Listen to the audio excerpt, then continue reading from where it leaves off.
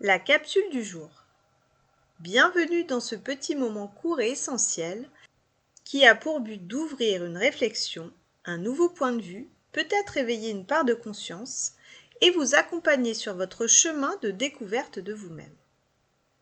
Dans une précédente capsule, nous avons vu qu'un égrégore est une entité énergétique formée par les pensées, les émotions et les croyances d'un groupe de personnes.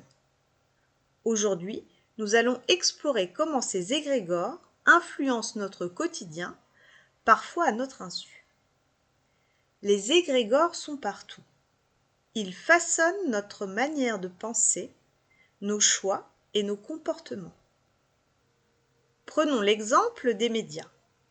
Un fait isolé peut devenir un récit collectif amplifié par l'émotion qu'il génère. Peur, indignation, colère ou espoir, ces vagues émotionnelles nourrissent l'égrégore correspondant et influencent massivement les opinions et les réactions.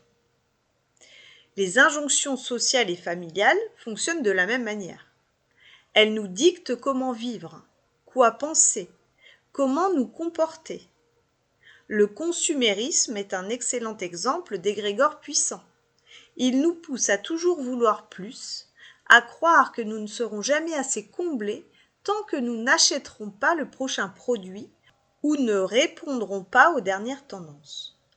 La politique joue aussi sur cette dynamique, en créant des égrégores de division où chacun se retrouve enfermé dans un camp, opposé aux autres.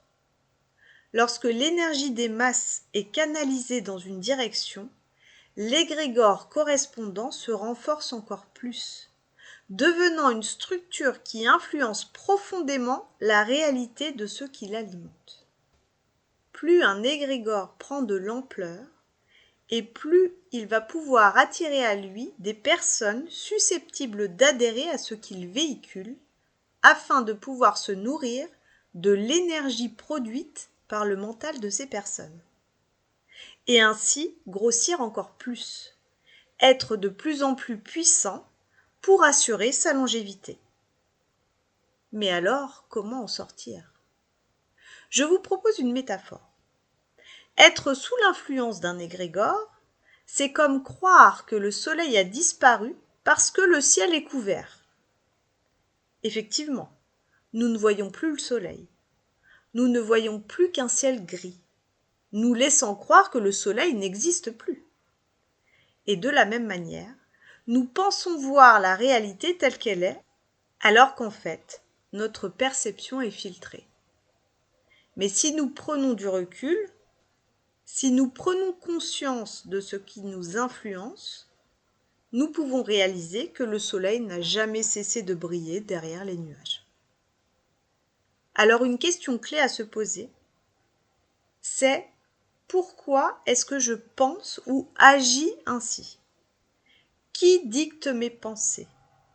Est-ce un mouvement collectif qui m'entraîne ou est-ce profondément aligné avec mon cœur ?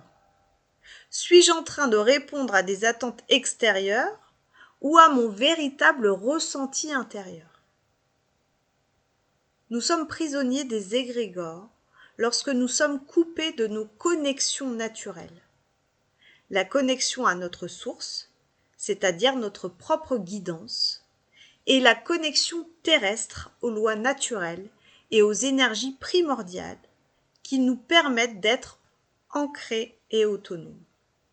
Privés de ces connexions, nous devenons des proies faciles pour ces égrégores artificiels qui nous influencent sans que nous en ayons conscience.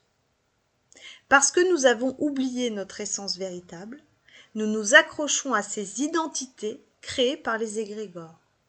Nous jouons des rôles, nous nous conformons aux attentes et nous nourrissons ainsi des structures qui nous dépassent et nous influencent. Mais nous avons toujours le choix, en reprenant notre pouvoir, en choisissant où nous plaçons notre attention et notre énergie, en nous reconnectant à notre véritable nature, alors nous pouvons retrouver notre liberté d'être. Ce sera tout pour cette capsule.